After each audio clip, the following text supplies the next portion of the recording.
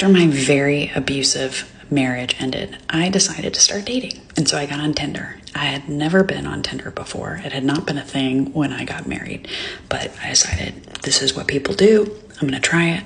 So I get on Tinder and I match with a guy, and he proceeds to tell me that I am fun-sized. Now, I didn't feel very desirable or attractive in and of myself, and clearly Tinder was the place to validate that.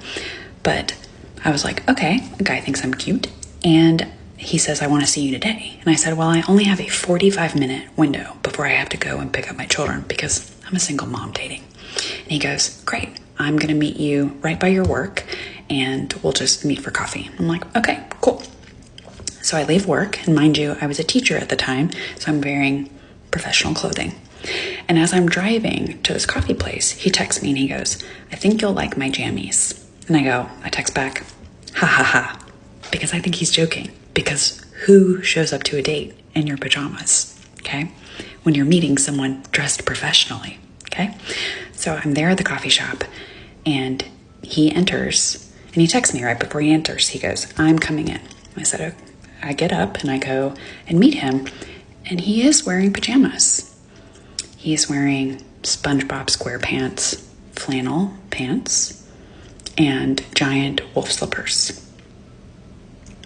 And I'm in my professional teacher garb. And I give him a hug because that's polite. And that's what I'm thinking right now. Just my people pleasing was hardcore, that I just need to be polite. So I hug him and we sit down, and he doesn't order coffee. I already have coffee. And I see 3 of my current students walk in and sit in the room. And the whole time I'm thinking, they know I'm on a date with a guy wearing giant wolf paw slippers.